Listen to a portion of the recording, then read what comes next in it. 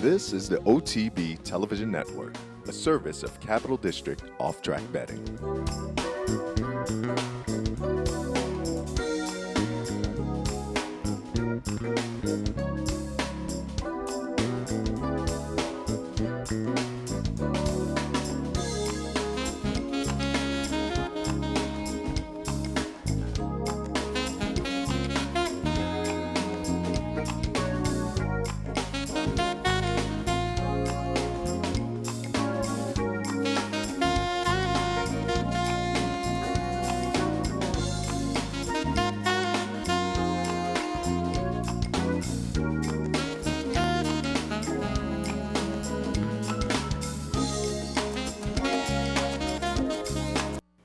Good morning and welcome to Loose on the Lead. As you can see, Mr. Bick brought in, it's the holiday edition of Loose on the Lead. I'm Seth Merrill from Equidaily.com, joined as every week by Steve Bick from Sirius and XM Radio's At the Races. Also, we want to remind you, head down to the Clubhouse Racebook this afternoon, 711 Central Avenue in Albany. The $500 Steve Bick bankroll. Steve will be down here playing all afternoon. 25 lucky patrons will be selected at random at 1:30. Pop on down. I'm sure not only will you be playing, but you'll be conversing with the folks and giving your opinions on the racing I have to talk industry. to people too? Yeah, oh, absolutely. I have to do all this handicapping and then also converse It's crazy. and interact. Yeah, it's my pleasure. I'm looking, and actually one lucky patron will go home with this beautiful poinsettia. No, just kidding. There you go. And speaking of Christmas gifts, why don't we do that right at the top? You got a couple of book ideas. Well, and usually you come in with a whole slew of them. I but know. we got some late I ideas know. for folks. For those of you who have looking for that last minute present, we always have anyway done our book thing. We sort of gave you Jack Van Berg. We were pushing Jack's book, and you still could order Jack from GritToGlory.com. But don't forget Mike Kane and Alan Carter, shameless hometown plug. No, absolutely. When it comes to the guys and what a great job they did on 150 years of racing in Saratoga, certainly in all the local bookstores, makes a perfect little stocking stuffer. But on a broader basis, how about Never Say Die? James Nicholson, who wrote that terrific book about the Kentucky Derby, about how it was made into America's premier sporting event, came back with this. Never Say Die, for those of you that don't know, was a Kentucky bred that ended up going over to Europe and winning the Epsom Derby. And there's some crazy sidebar stories involved in here, including Beatles drummer Pete Best and his mother, and who owned the club the club, The Cavern? The Cavern. And there's a whole sidebar to it. It's a lot of fun. Never Say Die. Kentucky Colt, the Epsom Derby, and the rise of the modern thoroughbred industry. You'll really enjoy it. And I told you about Jack from Grit to Glory. Also, James Quinn, The Complete Handicapper. If you're looking to buy a book that is strictly handicapping, straightforward, that was the best title of 2013. The great Jim Quinn, and gave you Never Say Die and Jack. And if you want an expensive coffee table book to give, Race Course Architecture, the Paul Roberts book. Absolutely glorious, and takes you through the evolution of racecourse design up until now, where Paul Roberts has helped fashion Meydan and Ascot, and of course is working on the remodeling at Saratoga. The beauty of this is, if you order today, go to Amazon or wherever, you'll still get it in before Christmas. That's the motivation. And speaking of Paul Roberts and the redo on Saratoga and whatnot, I'm sure people, if they go to WMHT, can probably still order that special that they aired, the Saratoga special they had in the summertime that he participated in. That was very good as well. All right, let's touch on some of the news. We're going to be joined a little bit later on by John White. Talk a little. It's the last day out at Hollywood, so we'll get some of his thoughts. And then towards the bottom of the hour, Mike Welch. But I wanted to get your thoughts on. I talked about it this week on Racing Across America. They had the results of that study that was done at the Breeders' Cup on Lasix, and they were able to compare 2-year-old races, because there was some on the Breeders' Cup day cards, non-Breeders' Cup races. There were some Calbred races where the 2-year-olds could race with Lasix. The 2-year-olds in the Breeders' Cup couldn't. So they did some comparative studies on those. It was interesting. It came out that the horses racing on Lasix bled worse than the horses that were not on Lasix. And to me, this study, and I credit the folks involved in the study, the press conference, the teleconference that went along with it, the leader of the study said, this just indicates more study needs to be done. Because to me, there was still a lot of questions. It's not a comprehensive study. Jenny Reese brought it up. What were the number of races horses had coming into these? I mean, I think there was all kinds of questions that this limited sample doesn't answer. But it was an interesting result that deserves more. Limited sample is the key. It's a snapshot. It's not a broad study over a period of time and over a broad enough group of horses to make any set determination or draw any conclusions. It more or less confirmed what pretty much horsemen and veterinarians know. There was nothing particularly earth-shattering about it. Of course, those that are looking to drive Lasix from the landscape, they found things in it that they thought they could use. It's a snapshot. That's all it is. Yeah, to me, the study that really is still the most comprehensive is that South African study, which showed how effective Lasix was. Also wanted to ask you, I talked a little bit about it a few minutes ago with Jeff Carl, who was a retired jockey and also was an owner and a trainer at one point, so he had both sides of the issue. This New York task force on jockey health and safety, they're talking about recommending that the industry should help subsidize disability benefits for jockeys.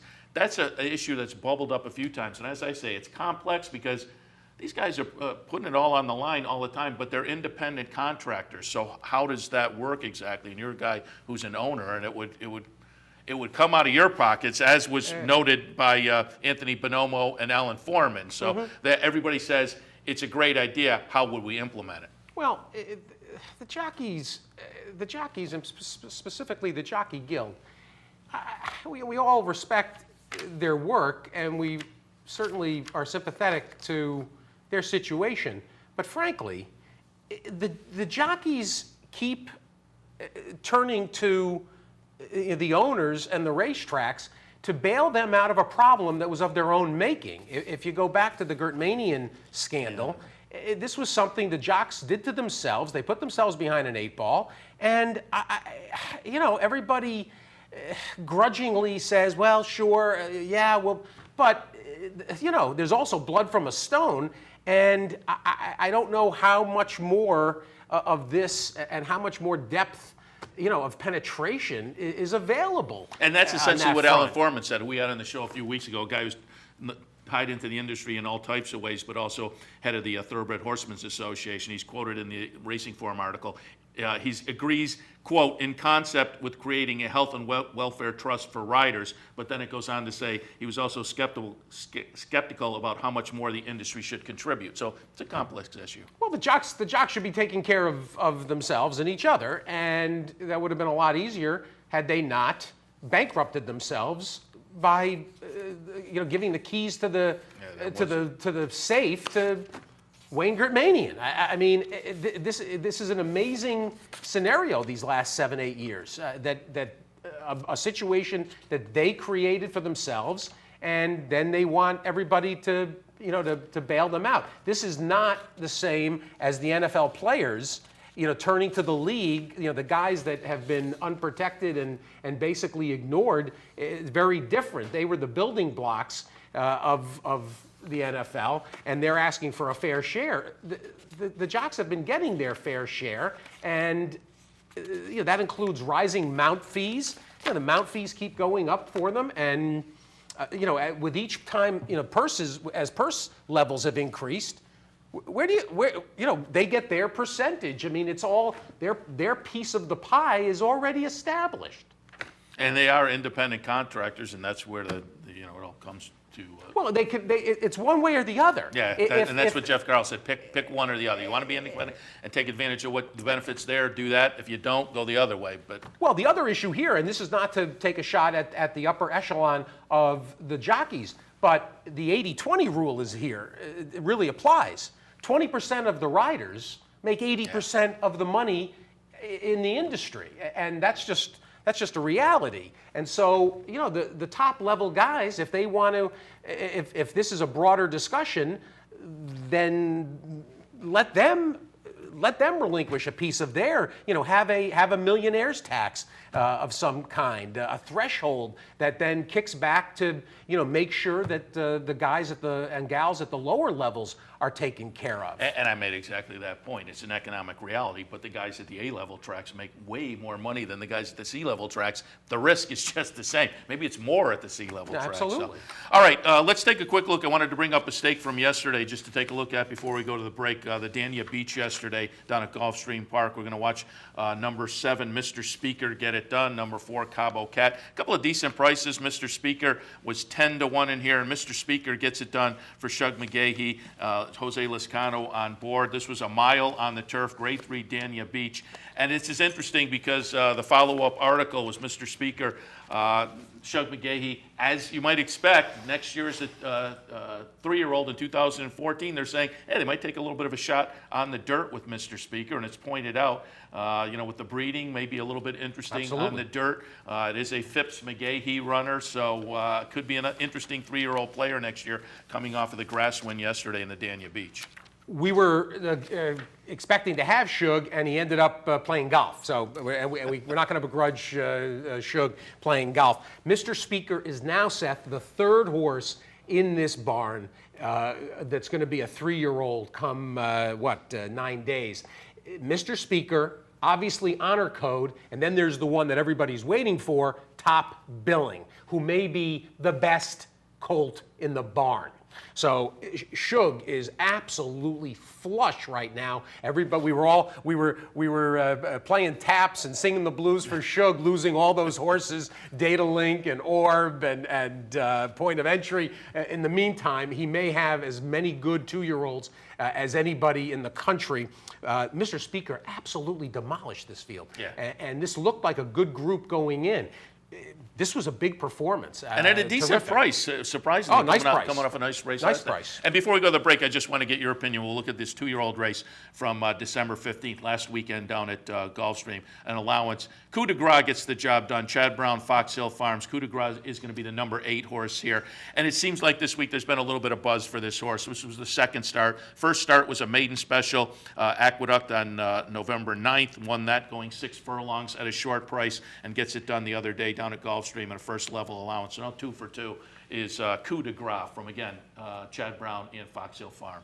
It was a steady performance. Figure-wise, he paired up the debut. He didn't really move forward on the stretch out, but at the same time, going from 6 to a mile, it was a positive next step. I'm sure that Chad was content with that. I expect that he'll turn around and point for the Holy Bull, which in fact Shug is potentially thinking about for Mr. Speaker, and not just that performance from Coup de Gras, but how about the performance in the Damon Runyon by Samrat, the Rick Violette runner, the Noble Causeway of Len Regios. That I thought was a much more impressive performance than Coup de Gras. And Samrat, it may be a little too fast to turn around out of the Damon Runyon.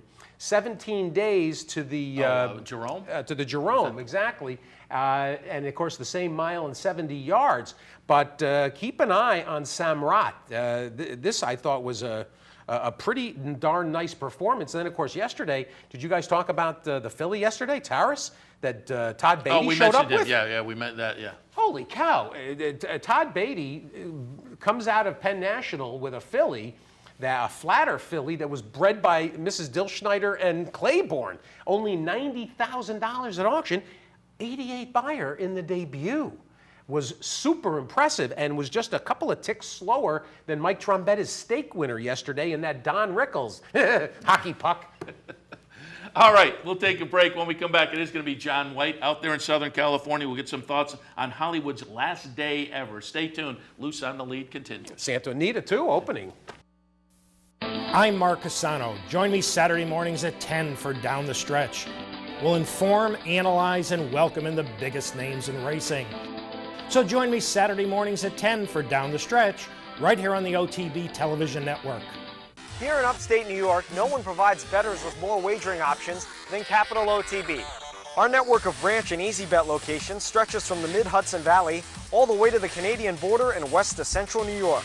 So whether you need to place a bet, fund your Capital Bets account, or watch the next big race, all the action is just around the corner. A full list of our branch and Easy Bet locations can be found online at CapitalOTB.com. Capital OTB, the better and most convenient choice for wagering in upstate New York. Wagering at CapitalOTBBet.com is as easy as 1, 2, 3. 1. Capital Bet TV, the fastest and easiest online wagering experience where you can monitor 5 different tracks simultaneously. 2. Capital Bet Express. Its straightforward program layout and interactive handicapping information lets you build your wager quickly and efficiently. And 3. Capital Bet Pro, designed especially for the professional horse player. CapitalOTBBet.com. Log on today. Hey, race fans, head down to the all-new Clubhouse Racebook and get in the game. With live horse racing on more than 250 flat-screen TVs, state-of-the-art wagering terminals, fantastic food and drinks, an amazing Vegas-style atmosphere with seating for nearly 900 of your closest friends. Conveniently located at 711 Central Avenue, right off Exit 5 of I-90 in Albany, the Clubhouse Racebook is the better choice. I'm Anthony Mormino. Join me weekdays at 9 for the Handicappers Report. We'll handicap the top tracks across the country and help you prepare for the day in racing. That's the Handicappers Report, weekdays at 9, only on the OTB TV network. We're back on Loose on the Lead on this Sunday morning before Christmas, and the only thing that means is the 26th Santa Anita Opens. John White is with us from HRTV and from the Great Race Place, Santa Anita Park, where he makes the morning line and does a lot more than that. But of course, it's also closing day at Hollywood. John, Merry Christmas to you and your wife. Thank you so much, and happy holidays to everybody. Exactly. John, it's a holiday for horse players come Thursday, but the focus today, the very tough and I think very sad, as we've talked the last several weeks on the radio, in fact, the closing today of Hollywood Park, your feelings on this morning of the last day of racing ever at the track of Lakes and Flowers. Well, it's just very sad, really. It's the end. It's almost like losing a good friend, I think, for many of us in racing. And it's a venue where many of the biggest names in thoroughbred racing have competed, and there's just been so many highlights. Probably the biggest highlight, the first Breeders' Cup in 1984. But it's just a very sad chapter in racing, really, and I think there's still a lot of people, amazingly, that think that this isn't going to really happen. I was at Santa Anita yesterday doing some work and gathering some stuff, and there was one person at Santa Anita who works there that used to work at Hollywood Park and actually began working at Hollywood Park in 1972, and he said, "Do you really think they're closing?" And I said, "Yeah, I think this is the real deal here." And he says, "Well, you know, there's just been so many times through the years that they've talked about this." I said, "Well, I think this is a lot more than talk this time." So, but it amazes me how many people still think there is that possibility that Hollywood Park is going to continue racing. But, I mean, I don't think that grandstand's going to be there when we're sitting here a year from now. That grandstand will be long knocked down, and it's just very sad. Yeah, I'm getting the feeling they want to put an end to that kind of speculation, because it sounds like the auction of some of their items and whatnot is going to happen right after the first of the year. The and 24th, so 25th. They're putting that. John, I got to ask you, out there in Southern California, is the feeling, are people just kind of accepting this as, you know, economic reality or whatever, or are there some recriminations? Is there a bad guy? Are people pointing at some organization or the other, the state of California, Churchill Downs, and pointing some fingers and saying, if only? Well, there's some of that, obviously, going around, but, you know, it's just the way it is, and, you know, I think most people, other than the few that still think that Hollywood Park isn't really going to close, are just, especially now that we have finally reached the final day of racing, I think a lot of people, those people that realize it's a done deal, are just having to come to grips with it. And, there are some positives here. I think one of the positives for sure is this bringing Los Alamitos into the mix.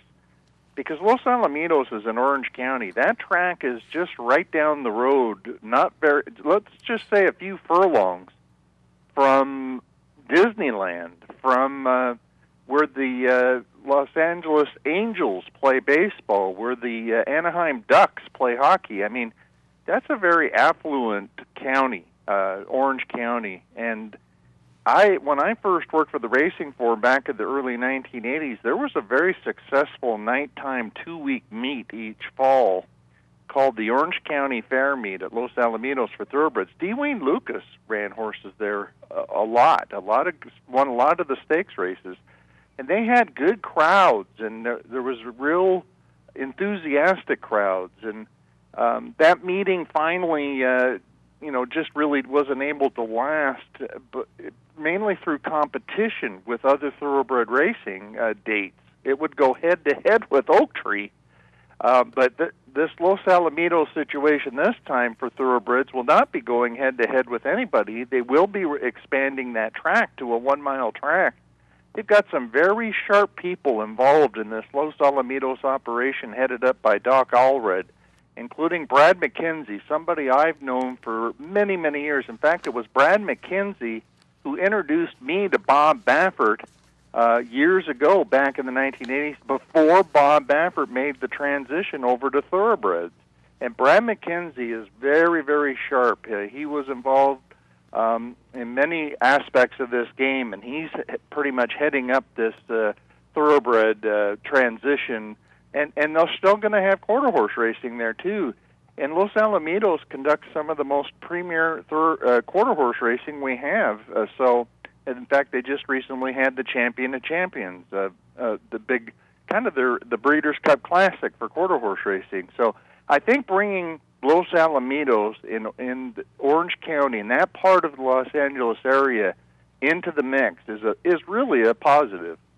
John, got to turn our attention to the card that Rick Hammerly drew yesterday, opening day, the 26th at Santa Anita, and the Friday card, they're already up, and everyone always excited for the Malibu, the last grade one of the year in North America, and typically always an interesting race. No exception here. A lot of speed drawn outside. Give us your early glance at Thursday's Malibu. Very tough race. A big field of 12 and a lot of quality in this race. I'm not sure who will even go favored, to be honest. I think maybe Flashback will go favored, but I wouldn't be surprised if Bachem went favored here from the Chad Brown barn.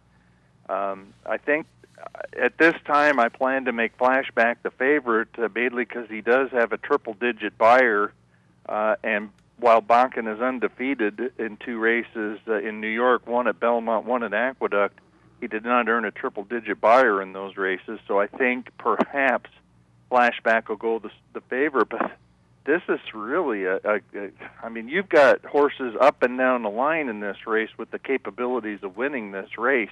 Right off the bat, you've got one of the fastest horses really we have in America right now. The question for him will be the 7 furlongs, and that's Distinctive Passion. How fast is he? Well, he worked 6 furlongs recently at Santa Anita, and 109 and change. I mean, you do not see many horses work at 109 and change. But again, he's got to go the 7 furlongs, so that's a question mark for him. Central Banker ran a big race in the Thanksgiving Handicap at the fairgrounds, narrowly losing to Gantry, who's an outstanding sprinter. Demonic, I know how high they are on him at the John Sadler barn. You've got Erebus Storm, who added blinkers last time and ran on dirt for the first time during the autumn meet at Santa Anita, and ran a freakishly good race. And the vanquished included Wild Dude, who came back to win an allowance race at Betfair Hollywood Park and post a 99 buyer for the Hollendorfer barn. You've got Gary Stevens, who I think really was the story in American racing in 2013 with his comeback, and he's aboard Erebus Storm. And couldn't you just picture Gary Stevens winning the Malibu Stakes on opening day at Santa Anita? Well, it'd be a nice cap to what very well could still result in an Eclipse Award for Stevens. He and Javier Castellano with Joel Rosario seem to be the obvious three candidates. For me, John, I think you hit the highlights. For me, it's Flashback and then Central Banker and Holy Loot. Those are the two prices that I want to get involved in here.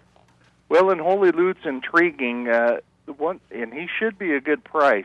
He was, not bet heavily in the Breeders' Cup Dirt Mile, and he did have an excuse perhaps in the Breeders' Cup Dirt Mile. The one caveat I have for Holy Loot, and he's got the other KG veteran who wins these big stakes races left and right, and Hall of Famer Mike Smith to ride. But Holy Loot's best race in terms of his speed figures did come on a sloppy track, so that is something to keep in mind. And as of now, on Sunday, with the opening on Thursday, there really is no prospect in the weather we have here at this time for rain. So that I would like Holy Loot as maybe even more of a sneaky horse if he was able to get on a wet track again.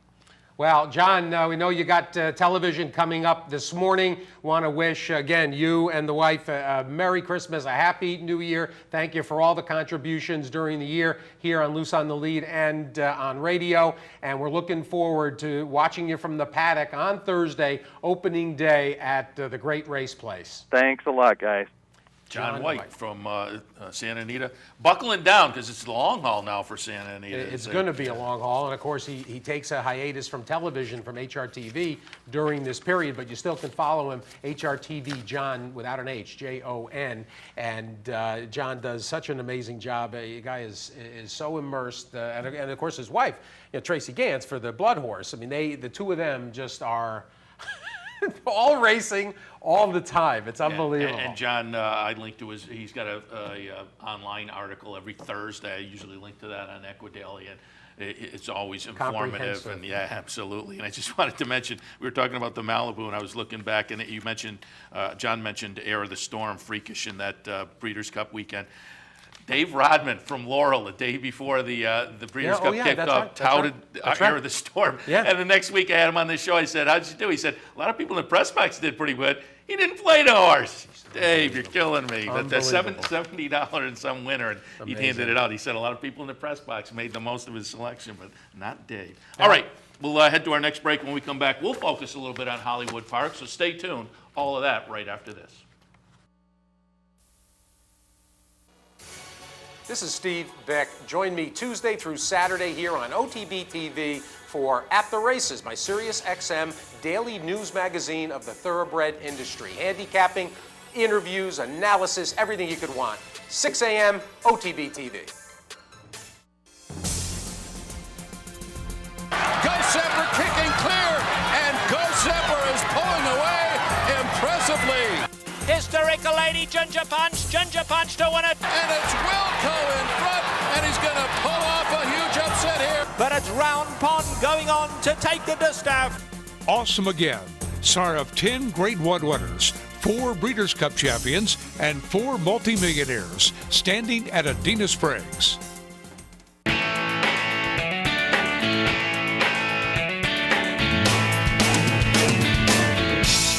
It's more than just a sports bar. It's Stadium Cafe.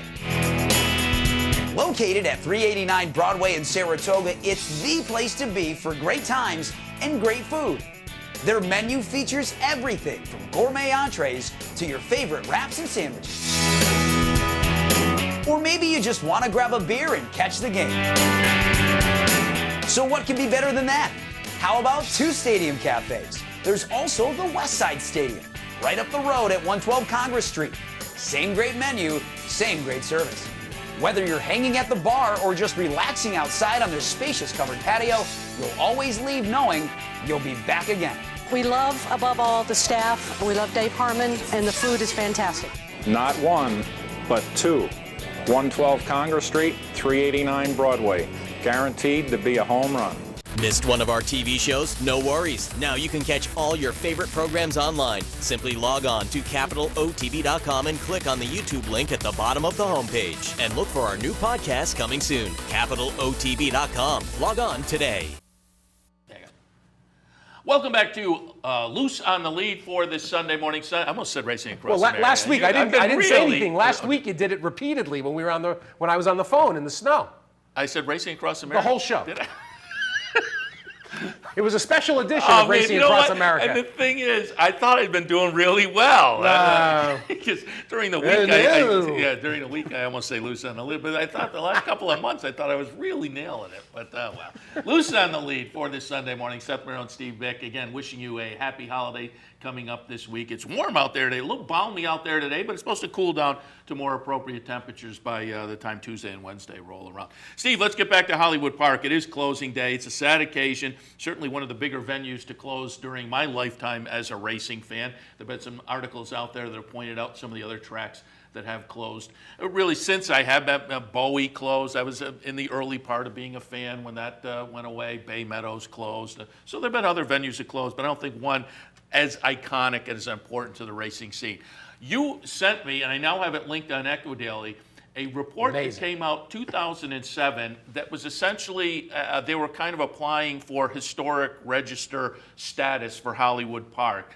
The report, therefore, very comprehensive, and comprehensive look. And we have some photos pulled out of that report, but it's a comprehensive look at the history of Hollywood Park from the beginning into renovations, et cetera, et cetera. As I say, I have it linked. Nice timeline there also. That was really interesting. A couple of pages on the report go really year by year through big events at Hollywood Park and the facility.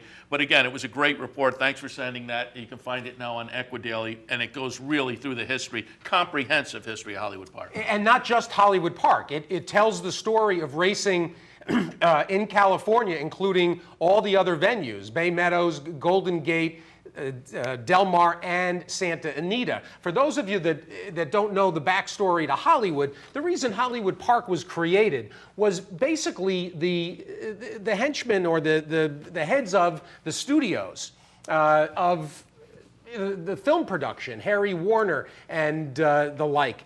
They weren't that welcome in Pasadena and in Arcadia at Santa Anita, frankly. An anti-Semitic, to be honest, atmosphere pervaded that was more or less presided over by Doc Strube. And as a result, Warner and all the shareholders that he recruited to buy into Hollywood Park, they more or less found themselves a racetrack that they could have their own club, very much like the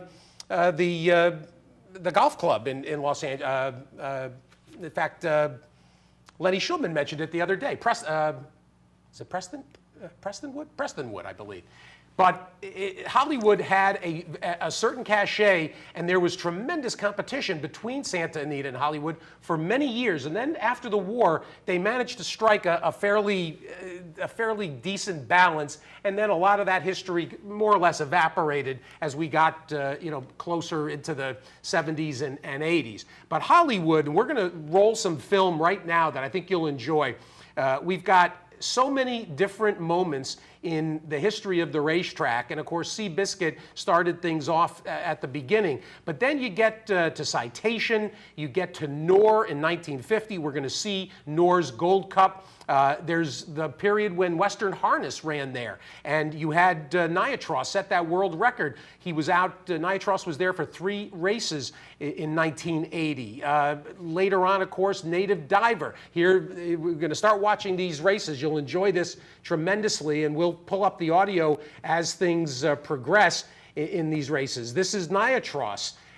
This is an immortal moment. I think, did you play this at all this week? I played it. That was the first, last week and a half or so on Racing Across America, I pulled up races, and this was the first one, just because it was so odd, because as I started to look for races, I have to admit, I'd completely forgotten they had harness racing out at Hollywood. And when you're looking at harness racing, Niatros is certainly one of the all-time superstars, notable that of his, he probably only had 2 or 3 losses. One of those I mentioned on the show, right up here at Saratoga, where he jumped the rail at Saratoga. Famous, one of his 2 losses, of course. He gets it done here at Hollywood Park in a very convincing effort. Turn the audio up here, guys. Father Duffy, 5th, 27-4. Out of the turn and down the backstretch, Niatros leads by himself. Trying to keep up second, Sure Show. Gap of a length. Craig Dell 3rd. Rowdy Yankee 4th. Father Duffy completes the field. Down the backstretch they roll. to the half-mile pole. That's Niatros on top by a length and a half. Sure Show prompts the pace second. Let's see what they get to the half in. 56 and 3. Continuing down the backstretch, Niatros pacing a hole in the wind is there by 2. Sure Show is second. Remaining third, Craig Dell, Rowdy Yankee, and Father Duffy. They're jam-packed for action around the far turn. Niatros trying to make every pole a winning one. Now has 2.5. Niatros has 3.75. 124 and 3. The track record is history in the stretch with the crowd urging him on. Niatros has got 5. He's got 8. He's got 10. It's Niatros by himself. Sure Show at the rail. On the outside, Craig Dell. He's got to beat 152 and 4. He's really steamrolling. It's Niatros coming to the finish. Niatros, let's see it. 52 and 1. Unbelievable. Niatros. 52 and 1. There he is, just the absolute immortal. He tried to get Clint Galbraith yesterday. He was at Batavia in the morning, and the phone was just terrible. It was in and out, but I'm going to try to get him back.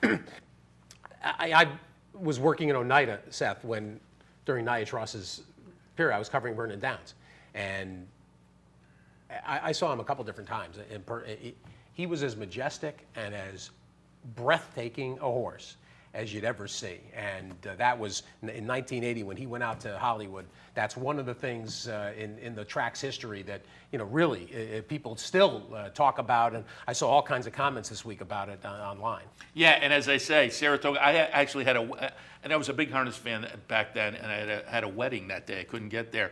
But I think they had betting on the rest of the race, but Niatros was pulled out of the betting, and I always wondered if the track really regretted that because they were looking at the negative pool, obviously, and then at the top of the stretch, he jumps the rail. Incredible. So freaky. But then it was a few years later when I was doing video production, I went and shot him. He was at that stud barn that's right along the Northway. It's no longer a stud facility, but Niatros was there in Saratoga early in his stud career, and I shot some video out there. So, again, it was a fluky pulling up some video harness racing out of Hollywood. Not what you think of, but kind of fun.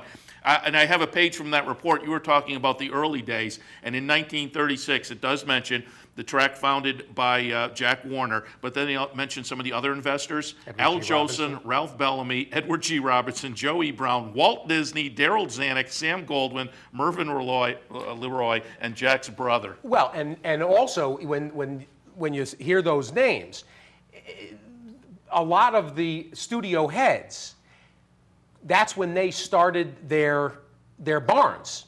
Oh yeah, that's when they founded, Louis B. Mayer had a very big successful barn. So did Jack Warner and his brother Harry, and also mentions Don Amici, Barbara Stanwyck, and Zeppo Marx as owners.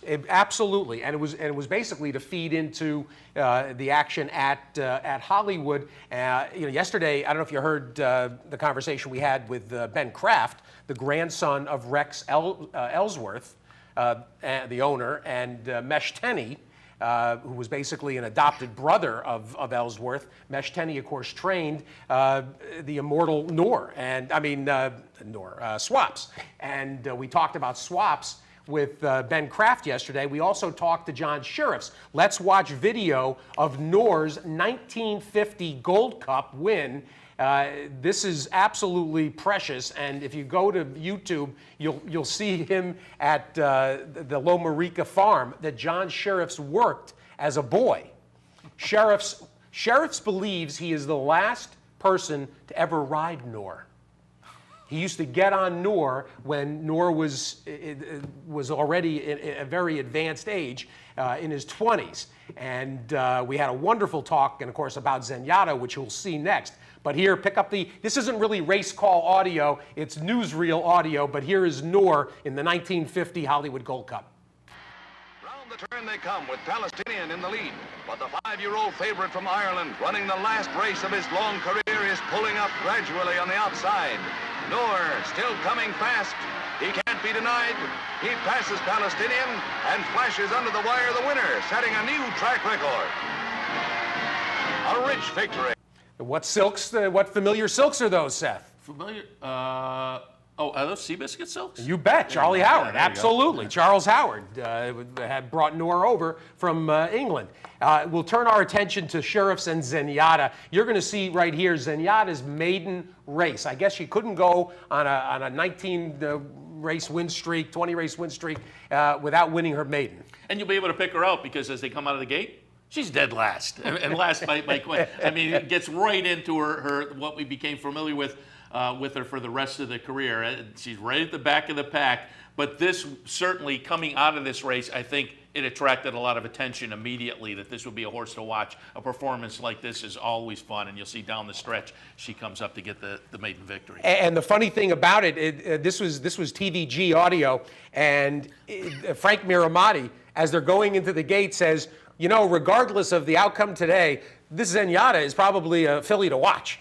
which was just great. Yeah, very prescient, no question about it. Well, there was a big buzz, and in fact, you know, we can do as they come around the turn. This is 6.5 furlongs she did this in, and Sheriffs was nervous about it. He said it yesterday to me that he was uncertain about what was going to happen. Let's pick up Vic Stauffer's call right here. French Forest takes over the lead at the top of the stretch. It is French Forest in front. Carmel Coffee comes with a run outside of Felicity, who's now back in third. Intensify and Rupert's Promise. Then comes Elusive Melody, and Zenyatta is closing nicely in the center of the track.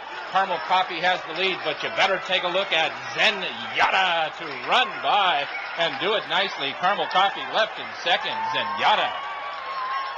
Zenyatta won by 3.5 in a good-looking win. Carmel Coffee was second, Elusive Melody third, close for fourth. Morgan Lane, Felicity, and Intensify. There it is, and Zenyatta gallops out well past the field. We could watch, the next race we have is the Vanity. If you don't mind skipping over it, back at in the control room, if you could skip to the race next, which is Native Divers 1967 Hollywood Gold Cup. That is really worth watching because here it is. This is Harry Henson. We'll listen to Henson's call, an absolute amazing performance as Native Diver and Jerry Lambert win their third straight Hollywood Gold Cup. And, you know, much like Swaps, I suppose, and Seth, I don't know if this is true for you, growing up in the East, until I got into the position I'm in now doing the radio the way I do, I didn't respect these horses the way I do now. And we've talked about that before on the network a number of times, in that there wasn't the same kind of coverage. No. These would be late in the day, so that a Saturday stake, and a lot of times out in Southern California they had Sunday stakes, but it might not even make the next day's newspaper. And so you just didn't get the coverage that these races deserved, which then in turn made folks, I think, not ignore Southern California races, but as you say, maybe not give it the respect it deserves just because they couldn't follow it as easy as you could, as you can today. So I think that played into a lot of it. Let's pick up Harry Henson's call here from the backstretch. Diver in front by 2.5 lengths. 3/10 is second on the inside of the riderless horse. By 6 lengths, Biggs is third, and Quick and Free still trails. Turning for home, it's Native Diver in front. By 2 lengths, 3/10 is second. By 8 lengths, Biggs is third, and Quick and Free. The loose horse is on the outside of Pretense, turning into the stretch. It's Native Diver in front on the inside by 3/4 of a length. 3/10 is second. By 4 lengths, Biggs third, and Quick and Free trails. Native Diver in front. 3/10 second. Biggs and Quick and Free. Native Diver in front. 3/10 and Biggs. Native Diver drawing out again. Native Diver 3/10 and Biggs. And Native Diver is the winner by 4 lengths. 3/10 second. Biggs was third. Native Diver was the first California bred to earn over $1 million in purses and won stakes races at ages 2, 3, 4, 5, 6. That's actually Swaps that's Santa Anita, I think, right there with with that familiar paddock, and that was when he was parading because that was his last. What was his last? Was that his last start? No, I think he raced more than that. But I think that was when he was being paraded post-retirement. Yeah, and again, some of this is newsreel footage, so there are additional things on there. All right, we'll take a break, our last break of the hour. When we come back, Mike Welch from the Daily Racing Forum, talk a little Florida racing. But again, did want to give a little tip of the cap to Hollywood on their last day. Again, Very that sad. report that is really great and comprehensive. You can link through Equidale. I have that up today, and a bunch of other reports, a bunch of other articles about closing day at Hollywood Park, and some video from the local LA affiliates who covered the closing of Hollywood this week. All right, we'll take our last break. When we come back, Mike Welch. Stay tuned. I'm Seth Merrill. Join me weekdays at 10 for Racing Across America. We'll look at important races from around the country, get insight from top handicappers and analysts, and preview the upcoming week in racing. That's Racing Across America, weekdays at 10, right here on the OTB TV network. I didn't want to get just any degree after high school. Horse racing has always been my passion. I was already a lawyer. When I was young, my dad took me to the races. The sound of the crowd. I still remember. I'm 40, and I don't want to stay in a career I don't love. I want to follow my passion.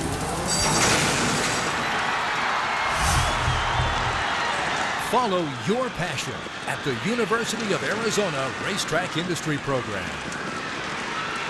Wagering at CapitalOTBBet.com is as easy as 1, 2, 3. 1. Capital Bet TV, the fastest and easiest online wagering experience where you can monitor 5 different tracks simultaneously. 2. Capital Bet Express. Its straightforward program layout and interactive handicapping information lets you build your wager quickly and efficiently. And 3. Capital Bet Pro, designed especially for the professional horse player. CapitalOTBBet.com. Log on today. Fascinated by the world of horse racing? Interested in honing your handicapping skills? Class is in session. Night school, Monday nights. Easy to access online. It's free, interactive, and informative for the casual and serious race fan. Horse Player Now Buzz. Live horses to watch emailed to you daily. Our eyes, your prize. Night school in the Buzz. Visit horseplayernow.com for details. I'm Jeff Carl. Join me Saturdays and Sundays at 9 for the Handicappers Report. We'll handicap the top tracks across the country and help you prepare for the weekend in racing. That's the Handicappers Report, weekends at 9, only here on the OTB TV network. We're back on Loose on the Lead on this Sunday morning. Hollywood going to be in the rearview mirror very shortly, but something that looms on the horizon very boldly. Gulfstream Park and Mike Welch. Good morning. Good morning. Mike, just a couple about 10 minutes to spend together. I want to talk about what we've seen in the last week or so and what we can anticipate. And of course, yesterday in the Dania Beach, how about Shug just keeps unveiling and just keeps bringing forward top 2-year-olds. He's already got honor code. Everybody's looking forward to top billings next start. And then there's Mr. Speaker, who looks like he's ticketed for maybe the Holy Bull. Yeah, no, I thought that was a very impressive performance. Obviously, this horse is getting better and better. He's done nothing but run on the turf, but with his pedigree, it's a logical step to switch him over to the dirt and see how he handles that. I mean, it almost brings to mind the Barbaro scenario when he first came down here as a turf horse, and that he switched over to the dirt, and the rest was history there. So, he's got a lot of pedigree in his second dam. So for the main track, so I'd be pretty excited if I was Shug. I kind of just said to him, now you got another Derby horse, and because he just smiled. But, it was a Cheshire Cat kind of smile, I think. On that topic, honor code is firmly established. That's the one everybody is aware of. This one now becomes apparent, but the one that may be the best in the barn is top billing. I haven't seen that horse, so I really can't comment on him. If he's down here, I guess he's at Payson. With honor code. The Shug only really has about 8 or 9 horses stabled here at Gulfstream Park. The rest are up there at Payson. So, he's off my radar at the moment.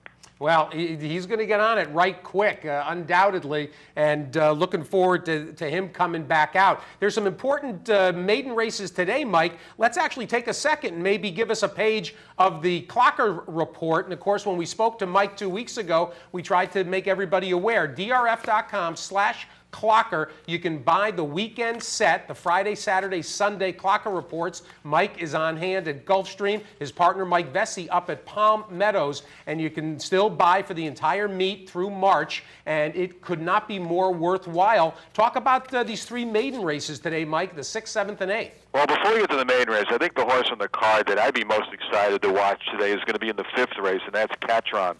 of Todd Fletcher. This horse ran once in June, ran away and won easily at even money, has been away ever since. But according to Mike up at Palmetto's, this horse is training unbelievably. He's given him a couple of A-minuses, I think, for his work, so we don't get too many of those. I think you're going to see this horse. It's going to be like a Zykow situation. I think you're going to see him about 1 to 2, 3 to 5 at most in this race, and I have a feeling he's just going to run away and win easily again. So, that's a horse that I'd really I'm excited to see today. As for the other races, the one horse that I've had down here that I've seen work well that I think could be interesting is in the 7th race. That's Can't Stop the Kid for Donna Green. This horse has had 2 starts. The first one was on the grass last summer at Saratoga. The race is a lot better than it looks on paper. This horse really walked away from the gate, wound up outside, did well to actually run third, wasn't beaten far for second. Money the winner ran away from the rest of the field. Next race was in the slop. Had some time off, has come back, gets Lasix for the first time, but this horse is trained well for his return. There's a lot of speed in here, so I'm just hoping this horse can maybe sit a trip off the speed and pick those horses up. Most of the other horses in these races have been up at Palmetto's, and I've not really looked over Mike's reports on these horses yet to see how they're doing. I know a quick peek, I saw a chart top of the Brian Lynch horse in the second race. I saw Mike had a pretty good comment on that horse, but I haven't really sat down and dissected these workouts yet today in these races. Well, and in fact, I Can't Stop the Kid. I can recall that's Tommy Roberts, correct? Well, it's listed under Dan Hertak as the owner, but I wouldn't be surprised if Tommy Roberts. I think it did run under his name up there, if I'm not mistaken. Absolutely did, and Tommy was delighted with that second try, and would be happy to see. Although I don't know why it wouldn't run under Tommy's name unless it was an ownership issue. Speaking of ownership issues, Mike, before we talk about the stake today, the Harlan's Holiday, can you tell us about Carlo Vaccarezza running his own string suddenly? Oh, it's not suddenly. I did a story on this a few weeks ago. He put the horses in his name, I think maybe either at the start of this meet or maybe at the end of the summer meet. He's had several starters under his name. The horse has actually been trained under his towel now in the morning. They're not under the Dale Romans towels anymore. No, he's training his own string back there. He's in a barn with Alan Jerkins. He says Alan's been a tremendous help to him. He's got one of Dale's old assistants, one of his best assistants, helping him out as well. Carlos says, I get up early. I'm here at the barn anyway. I just thought I might as well put him in my name. So he's actually been down listed as the trainer for a few weeks now. While we're talking about listings of trainers, Jane Sabelli's suspension came up, and she is running horses in her own name again and had her first winner at a big price the other day. And here in the Harlan's Holiday, Mike, she's going to bring back Purple Egg, who finally righted the ship in October with that win at Delaware in the Barbaro. Yeah, look, she the first 2 horses she ran here ran second at 20-odd something to 1 and then won at 20-odd something to 1. She's up there at the Palm Beach Training Center. At least last year when she was here, as clockers, we got to look at her horses training. She's up there at Palmetto's. There's nobody there watching those horses. There's not, there's no clockers. They work on the honor system up there. They turn in their own work, so it's a pretty good situation for her up there. So I can't say how Purple Egg has been training. I do see those last race was his best race. I know he got really sick last winter. It took him a while to come back around. He looks like he's got to be close to the pace in here. There's a bunch of speed in here. Senior Quiscaino. Reveron is going to show speed, stretching back out again. So we should have an honest pace because Chaba figures to be sitting, close behind the pace. And it's interesting to see what Blinkers On does for Bourbon Courage. I know trainer Kellen Gorder told me that the horse just fell too far back last time, was left with too much to do, and did well enough to finish 4th in the Grade 1 Clark. So this is some class relief. With the Blinkers, I think he's hoping, he'll sit around the same spot maybe as Chaba does, not too much further back than that, and have a good position to kick from. One thing about this track we've been seeing lately, you better not be too far back unless the pace absolutely collapses. You got to be on or near the lead here to win on the main track. Well, speaking of main track as well, a horse that I think people got to take a look at with Joe Rocco getting aboard River 7, Nick Gonzalez and his wife, who are based at Fort Erie during the year. And River 7 has had a notable campaign, obviously, and is going to get back on the dirt. His performance in the Prince of Wales was certainly credible, Mike, and he's been training, or at least he got a work in over the track. River 7's a horse that I've come to really like. Tucci Stables and Nick Gonzalez, one of the outspoken horsemen up in Ontario. Yeah, I mean, River 7, I did give him a B+ for that work on December 12th on the dirt. He did it easily. He finished strong, galloped out well, seemed to handle the main track well.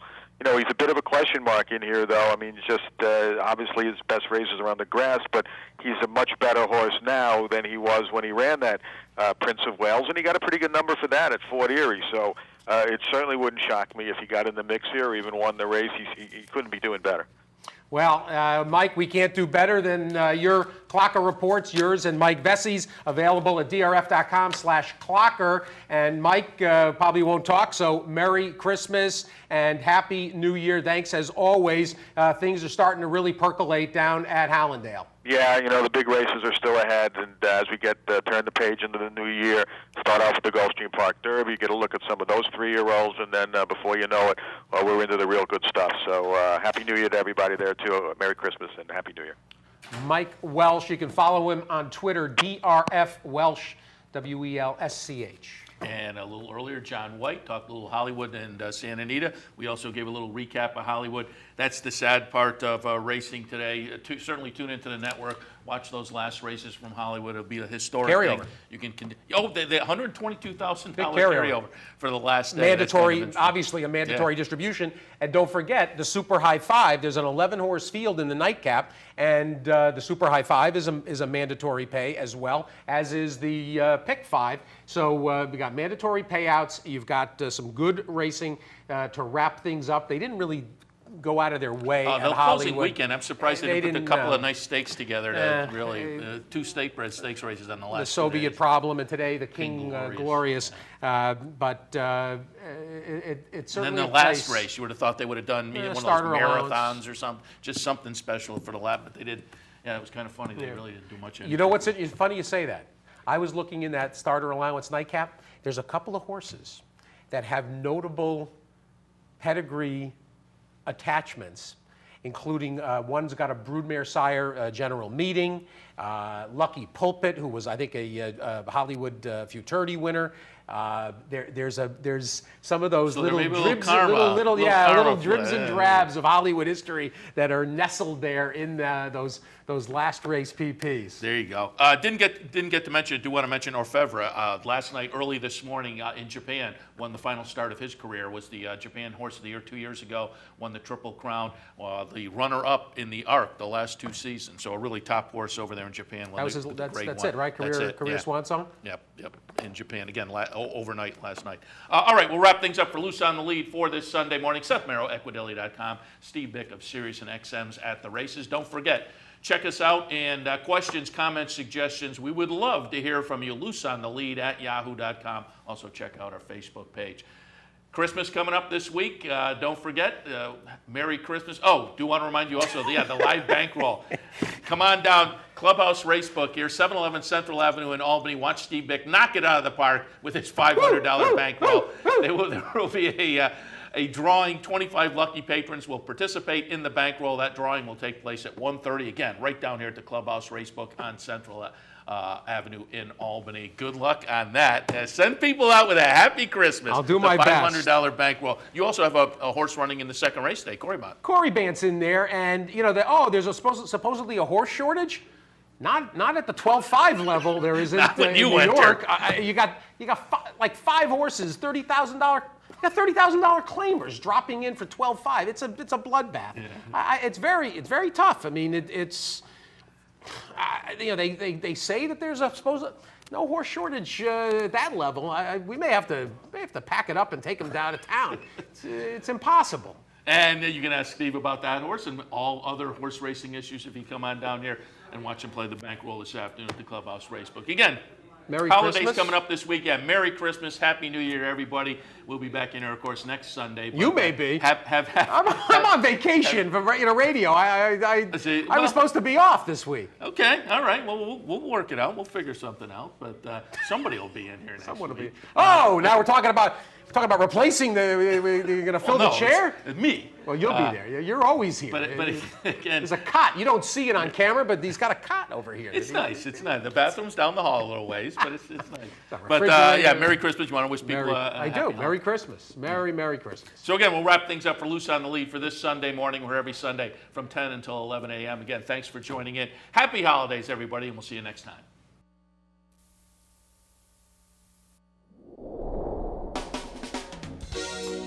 You're watching OTB TV, a service of Capital Off Track Betting.